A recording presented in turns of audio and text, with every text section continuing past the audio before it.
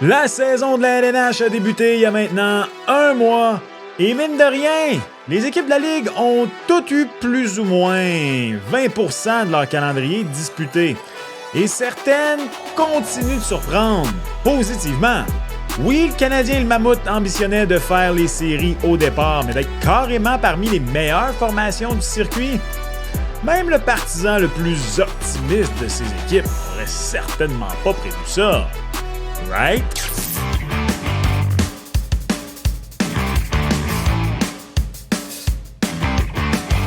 What's up tout le monde? C'est ton boy Max. Même si la saison est encore jeune, très jeune, on commence à avoir suffisamment de viande autour de l'os pour essayer de voir si certaines équipes ou certains joueurs nous l'ont mis d'un dent pour nos prédictions de début de saison ou si, au contraire, on a le droit de continuer d'être sceptique de certains résultats, disons, inattendus ou inespérés jusqu'ici.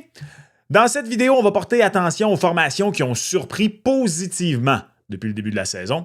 J'ai décidé personnellement d'y aller avec mes 5 surprises. Il peut y en avoir d'autres, d'ailleurs. Comme toujours, s'il y a une équipe dont je parle pas dans la vidéo et qui te surprend positivement, puis tu sais, surprendre positivement, là, parenthèse, c'est pas obligé d'être, je sais pas moi, une équipe que tu voyais là, qui est là, tu sais. Pour une raison quelconque, je veux dire n'importe quoi, là, pas un exemple réel, mais admettons que les Leafs te surprennent de la façon dont ils vivent au-delà de Mitch Marner. Je pense pas que ça va être le cas, mais admettons que c'est ça. Laissez-moi savoir en commentaire. Comment ces équipes-là sont arrivées, où elles en sont présentement? Est-ce que déjà ça s'essouffle? Est-ce que c'est une réalité ou un mirage, ce début de saison-là? C'est ce qu'on va regarder ensemble dans cette vidéo. Tout juste avant de poursuivre, salutations à toi, aventurier de l'Internet. T'es tanné d'avoir juste à ta disposition sur YouTube des podcasts de 3 heures à écouter. T'as pas le temps, t'as envie d'un petit contenu un petit peu plus digérable sur le pouce? T'es à la bonne place! Ton boy publie 2 épisodes par semaine d'une 20aine à 30aine de minutes maximum, touchant le Canadien et la Ligue nationale de hockey. T'en veux plus? Abonne-toi, c'est gratuit, ça prend 0,5 secondes et surtout, tu vas aider ton boy à atteindre son objectif de 25 000 abonnés avant la fin 2025. Et si tu le fais pas, correct. Et tu vas être sur la liste des méchants enfants pour le Père Noël. C'est tout ça de même. Oh, oh, oh. Donc, les équipes que je vous présente aujourd'hui ne sont pas dans un ordre particulier. C'est pas 5-4-3-2-1, 2-3-4-5, peu importe. On y va comme ça un peu dans le désordre. Et on débute avec les Penguins de Pittsburgh. Je refuse d'ailleurs d'enlever mon chandail de Crosby juste ici, dans mon cadre, même si chaque jour qui passe et chaque jour que Pittsburgh passe dans le top 3 de la division métropolitaine, on fait en sorte qu'on se rapproche de plus en plus de la réalité qu'il va demeurer en Pennsylvanie encore une fois cette année. Mais bon, pour moi, c'est peut-être la plus grosse surprise de la saison jusqu'ici parce que derrière Crosby, il n'y avait rien qui me laissait croire en ce club-là. Oui, elle est remplie de vêtements. Mais Gino a produit un rythme de 64 points par 62 matchs dans les 2 dernières saisons. Christopher Le Temps, il a fait 30 points l'an dernier. Et depuis qu'il est à Pittsburgh, Erik Karlsson a à peine fait quelques points de plus en 2 ans qu'il en avait fait à sa dernière saison avec les Sharks de San Jose. Tous ces gars-là sont vieillissants. Seul Sid avait l'air éternel. Puis la relève, c'était mince. Mince. Mais d'abord, parlons des vets, tiens. Parlons des vets parce qu'on dirait qu'ils ont tous trouvé la fontaine de jouvence cet été. Je tiens à vous le dire, j'enregistre cet épisode le jeudi 6 novembre, avant les matchs de la soirée. Donc, toutes statistiques que vous allez entendre sont en date de là. Juste pour que vous sachiez, dépendamment quand cette vidéo vous trouve, bons citoyens du monde. Malkin et Crosby sont tous les deux sur un rythme de 100 points. Crosby est même sur un rythme de 50 buts. Erik Karlsson sur un rythme tout à fait respectable de 65 points. Christopher Le Temps ne produit pas nécessairement autant offensivement que les autres. Son rôle a un brin changé depuis l'arrivée de Karlsson. Il est sur la 2e unité d'avantage numérique. Il joue quand même 21-37 en moyenne par rencontre Le Temps cette saison. Donc, élément 1 à Pittsburgh, les Vets qui ont décidé qu'il y avait encore un peu de gaz dans le tank, comme dirait mon père. C'est loin d'être le seul élément. Par contre, un peu à l'image des Caps l'an dernier, puis même version Wish, je dirais, je tiens à le dire, on a fait des acquisitions qui nous ont pas fait grand-chose cet été. T'sais, l'an passé, les Caps, ça avait été un peu ça, même que certains se moquaient des acquisitions de Pierre-Luc Dubois. Je sais pas, moi-même, Jacob Chychrun, ça n'avait pas été particulièrement bien à Ottawa, mais c'était quand même des gars qui avaient un certain pédigré. pour prendre ce mot qu'aiment bien les Anglos. Tu as eu Justin Brazeau et Anthony Manta, qui forment en ce moment un deuxième trio pesant et difficile à affronter avec le gros Gino. C'est venu donner un peu de profondeur qui était cruellement manquante à cette équipe-là. Parce qu'après les 4 gros vets, pour contribuer offensivement, tu avais Rickard Rakell, Brian Rust. C'est pas mal ça. Justement, ça aide un peu Rakell et Rust dans leur rôle. T'sais, Rakell, c'est vraiment quand même un solide contributeur, un bon buteur, bon franc-tireur. Mais ça aide d'avoir un peu plus de profondeur. Ça enlève de la pression à tout le monde, incluant les articulations probablement endolories de Gino, le temps, Malkin. Gino et Malkin, c'est la même personne, ça. Carlson et Crosby. Voilà. Les unités spéciales fonctionnent très bien. L'avantage numérique est 2e, le piqué 10e. L'avantage numérique, malgré tout ce qu'on peut avoir comme idée préconçue des Pingouins, ça a vraiment été un problème lors des 3 dernières saisons. Au total, là, dans les 3 années où on a raté les séries de façon consécutive, on a terminé 19e dans la Ligue nationale de hockey. Et le dernier élément, tu as les gardiens. Tant Arthur Silovs que Tristan Jarry qui font le travail. D'ailleurs, j'aurais dû mentionner Silovs dans les acquisitions qui ne nous ont pas fait un pli à la poche et qui finalement rapportent pour les Pingouins. On a des gardiens de but qui font le travail. Lors des dernières saisons, le gardiennage, entre les poteaux, en montagne russe, pas mal. Cette année, à date, ça va bien. Réalité ou mirage, leur différentiel est à plus 9. On est 5e dans la Ligue nationale de hockey, ce qui est toujours une unité de mesure intéressante. Si on regarde les données avancées, ça correspond au high test. Ce que vous voyez, là, ce sont les buts marqués versus les buts attendus. Donc, en fait, non, excusez, ce que vous voyez là présentement, ce sont les buts attendus qui soient pour ou contre. Donc, les occasions de marquer pour et contre. Donc, plus tu es en haut, ils disent fun parce que t'as beaucoup d'occasions de marquer pour et contre. Donc, ça fait des matchs intéressants, comme le match entre les Flyers et le Canadien. Si tu es en bas à droite, t'es bon parce que tu as beaucoup d'occasions de marquer pour toi. Tu n'en as pas beaucoup contre. Donc, l'Avalanche du Colorado est là. En fait, c'est drôle, hein, parce qu'on dirait que se trouvent là, entre autres, 4 formations que tu aurais attendues là. Les Panthers et le Lightning n'ont pas nécessairement le début de saison escompté. Par contre, ça, c'est pas le sujet de la vidéo, mais ça pourrait être un élément pour dire que le début de saison de ces 2 équipes-là de la Floride ils devraient peut-être éventuellement se replacer. Bref, Pittsburgh, ils ont quand même beaucoup d'occasions de marquer pour, milieu de peloton pour les occasions contre. Donc, c'est bien correct. Et là, ça, c'est les buts marqués versus les buts attendus. Donc, ça va bien pour les Penguins de Pittsburgh. On a beaucoup d'occasions de marquer, on marque beaucoup de buts. Donc, c'est pas de la chance. Vous voyez là ici les cadrans, comment ils sont appelés. Good, unlucky, bad, lucky.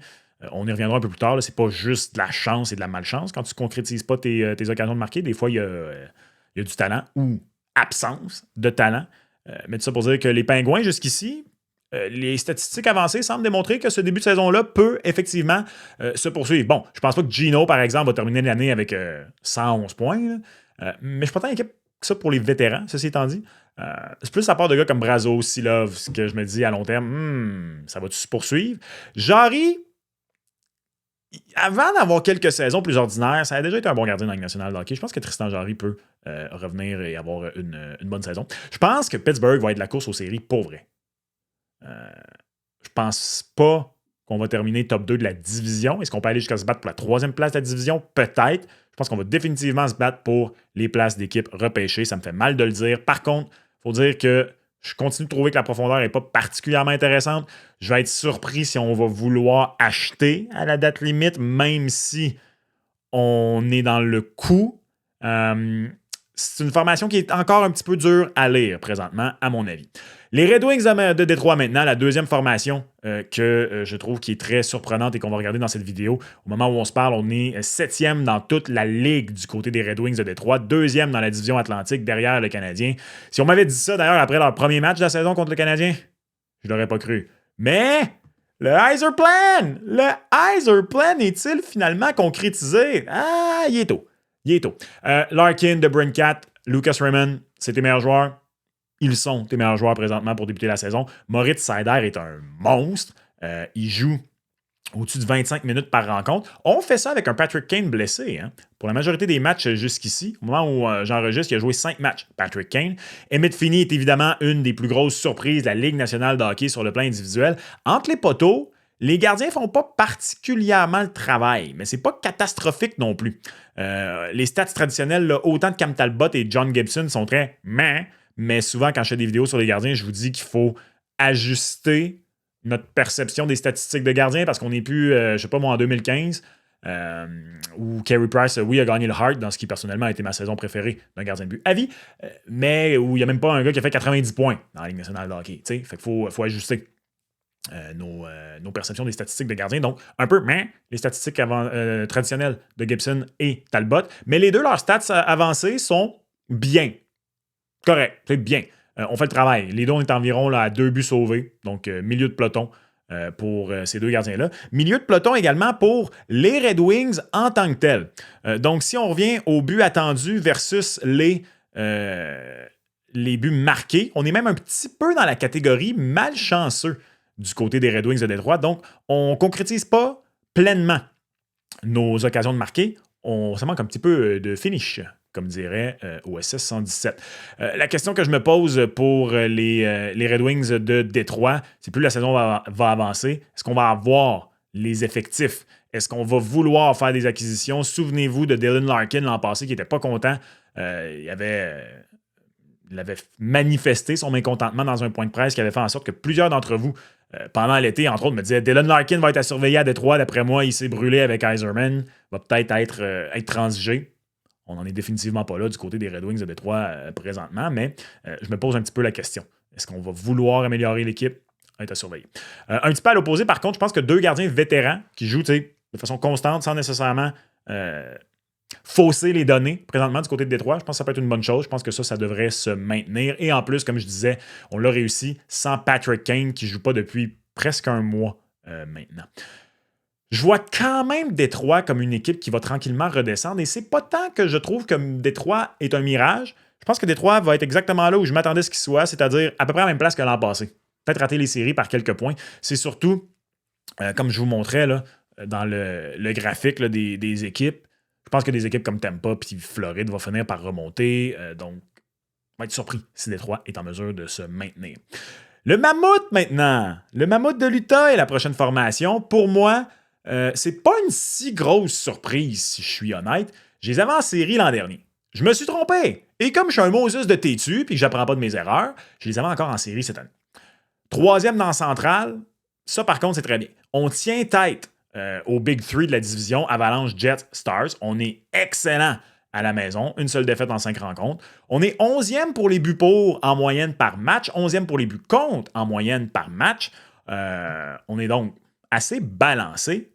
Et Nick Schmaltz, que se passe-t-il avec Nick Schmaltz? Meilleur marqueur de l'équipe, 29 ans. La meilleure saison de sa carrière, c'était l'an dernier. Il avait obtenu 63 points. Il y en a 18 en 14. Il est en haut complètement. Juste là. Lui, là, au-dessus de Clayton Keller, là, ça, c'est lui. D'un côté, je me dis, classique gars qui a une grosse séquence en partant, ça te fait dire, what the fuck, ça va pas tenir. De l'autre, je me dis, il est agent libre sans restriction à la fin de la saison. Il fait 5,85 millions. Avec le plafond qui monte, s'il termine la saison au-dessus du point par match, c'est un candidat là, parfait pour un contrat regrettable le 1er juillet, ça. Là. C'est une motivation, diront certains. Elliot Friedman a rapporté au 32 Tots podcast récemment qu'on serait vraiment pas proche d'une entente entre Schmaltz et les... On essaierait, mais on serait vraiment pas dans le même ballpark pour le montant annuel. Donc, ça va être à surveiller. Mais au-delà de Schmaltz, au-delà de lui, tous les jeunes attaquants qui font partie de ton top 6 produisent à un rythme intéressant. Keller, Cooley, Ginter, Peterka. Je veux dire, regardez ça ici. Le Peterka est le pire de la gang avec 10 points en 14 matchs. C'est un rythme comme tout près de 60 points. 58 pour être précis. Mikhail Sergachev, l'homme au poulet, est le général à la défense. Ça fait du bien à cette brigade défensive. Devant le filet en stade traditionnel, parlant de poulet, crémeuse ou traditionnel. Karel Vejmelka, un peu à l'image des gardiens des Red Wings, correct, mais en stade avancé, bien de son côté. Je ne suis pas le plus gros fan de Vitek Vanecek, mais bon, comme gardien numéro 2 qui a disputé 4 matchs contre les 10 de Vejmelka jusqu'ici, c'est bien correct. Si on regarde les stats avancées d'équipe, ils sont pas mal ce qu'on voit d'eux présentement. C'est-à-dire, what you see is what you get quand tu regardes le Mammouth de l'Utah. Vous regardez, là, c'est à peu près juste ici. Donc, on marque un taux intéressant de buts. On ne donne pas beaucoup d'occasions de marquer de l'autre côté. Et si on regarde, ils sont dans le bon cadran. Ils sont dans le cadran que tu veux être pour les buts marqués versus les buts attendus. Donc, ça ressemble beaucoup à ce qu'on obtient en occasion de marquer. On n'est pas chanceux, autrement dit, présentement, du côté du Mammouth de l'Utah. Je pense pas que c'est un mirage, personnellement. Je pense que le Mammouth va terminer parmi les cartes sauvages. Meilleur scénario, surprendre pour la 3e place dans la division, ça va être difficile. Je le disais, le Jets, Stars, Avalanche, c'est un énorme trio à tasser. Le dossier Schmaltz va être intéressé. Je pense pas qu'on va le transiger, même si on s'entend pas avec lui. Je pense qu'on va peut-être continuer, mais il va quand même falloir regarder ça du côté du Mammouth. Les Canards, maintenant. Quack, quack, quack! Ça va être le fun, présentement, si t'es Jacob Trouba puis Chris Kreider. Ils voient les Rangers encore avoir des difficultés cette année. Eux, ils se font pas trop scier dans le comté de l'Orange. Ils gagnent, tout est beau. J'hésite entre eux et les Pingouins, d'ailleurs, comme plus grosse surprise. Je pense quand même que c'est les Pingouins en ce qui me concerne, simplement parce que les Canards sont sur la pente montante, alors que les Pingouins sont sur la pente descendante. Donc, c'est moins surprenant pour moi de les voir arriver plus tôt que prévu, ou peut-être je les voyais dans quelques temps, alors que de voir les Pingouins comme ça remonter, alors que j'étais déjà prêt personnellement à les enterrer. Fait que, OK, j'aurais quand même les Pingouins comme plus grosse surprise. On est carrément premier dans la division Pacifique. Première grosse raison, c'est que Leo Carlson et Cutter Gauthier sont arrivés. Sa 3e saison, Carlson était un excellent candidat pour une saison d'éclosion et c'est ce qui se produit présentement. Regardez ça, 18 points en 12 matchs. Dans son cas, je pense vraiment qu'il est parti. Je pense que Leo Carlson est le joueur qu'on voyait en lui lorsqu'on l'a repêché 2e au total du côté d'Anaheim. La 3e saison comme ça pour des gros joueurs de centre qui arrivent d'Europe. Des fois, ça prend quelques années. Mais déjà, l'an passé, une 40aine de points, c'est intéressant. Puis là, bang, le gros step. Je pense dans son cas, oui, c'est fait. Cutter Gauthier, je pense que le rythme actuel, là, il est à 16 en 12, donc 10 buts. C'est possible, c'est un excellent joueur, Cutter Gauthier. Je vais être très surpris s'il maintient ce rythme-là. Entre les poteaux, je suis un énorme fan de Lucas Dostal. On lui a fait toute la place avec la transaction Gibson. Ça paye. Je pense que Dostal, c'est un gardien qui peut devenir éventuellement candidat, voire gagner un trophée Vézina dans sa carrière. Il est 2e pour les buts sauvés. Puis en ce moment, la saison est très, très, très, très jeune, mais il serait sur mon bulletin de vote pour le Vézina, personnellement. Entre autres, parce que justement, du côté des Ducks d'Anaheim, on donne beaucoup, on a beaucoup de chances de marquer et on donne beaucoup de chances de marquer. Regardez ça ici, ils sont dans le cadran qu'ils appellent fun parce que, justement, il y a beaucoup d'occasions de marquer dans les matchs des Ducks d'Anaheim. Donc, on marque en moyenne 3 points, on obtient en moyenne 3,65 buts attendus par match et on concède en moyenne 3,70 buts attendus par match. Donc, tu regardes ça, tu te dis peut-être, OK, Dostal camoufle bien des choses. Ouais, mais je pense qu'il va peut-être continuer à camoufler des choses. C'est vraiment un bon jeune gardien. Donc, si on est capable de maintenir ce rythme, puis on est à plus 11 présentement dans le différentiel. Là. C'est non négligeable. Déjà, à ce stade de l'année, c'est excellent. Je pense que si on est capable un petit peu de resserrer la défense, tout en gardant nos bonnes occasions de marquer, je pense que les Ducks, c'est une formation qui n'est pas un mirage. Je vais être surpris si on reste aussi haut dans la division Pacifique parce que, Oilers, Kings et Knights, pour moi, c'est les 3 formations pas assurées de faire les séries dans le Pacifique, mais presque. Je pense qu'on va peut-être redescendre au mieux 3e dans la division Pacifique, sinon être une formation qui va être wildcard. Puis les Kings, de toute façon, au pire, ils vont finir 3e et se faire sortir au premier tour. Ce sont les Kings. Blague à part, c'est la seule autre équipe dans le Pacifique que je les vois se battre pour une place en série pour de vrai. Je pense que Seattle va redescendre. Les autres formations qui sont déjà plus basses, je ne les vois pas remonter. Je pense que les Ducks vont faire les séries cette année. Peut-être juste pas dans le top 3. Et finalement, les Canadiens, comme les Ducks premiers de leur division, on les voit, là, les matchs du Canadien à tous les jours. On sait ce qui se passe. Une équipe excitante, bourrée de talent, qui apprend à tenir ses avances ou à les perdre. Il y a vraiment des similarités présentement, des similitudes entre le Canadien et les Ducks. On tire au-dessus de notre tête présentement chez le Canadien de Montréal. Je vous disais qu'on allait revenir là-dessus, là, les buts attendus versus les buts. C'est que vous voyez le Canadien, là, il y a une des équipes les plus hautes dans le cadran. Chanceux présentement. Tu as 2 façons de voir ça. Oui, il y a de la chance. Oui, on n'affronte peut-être pas les meilleures équipes présentement, les meilleurs gardiens, donc ça aide. On peut aussi regarder ça de l'autre côté puis se dire que peut-être qu'on a une bonne attaque. Peut-être qu'on a des bons joueurs qui sont capables de marquer plus de buts que ce qui est attendu. L'avantage numérique qui vient de débloquer avec Ivan Demidov, ça y est pour beaucoup. Évidemment, je ne pense pas que ça va rouler à 50% comme c'est le cas depuis que Demidov est là. Très, très longtemps, mais je pense que c'est un avantage numérique maintenant qui va faire partie des meilleurs de la Ligue, donc ça va continuer d'aider. Je vais être surpris si le Canadien se maintient où il est présentement. Tu sais, je veux dire, il faut un centre. En même temps, je dis ça, puis on se débrouille sans, entre autres, Caden Goulet, la seule blessure présentement.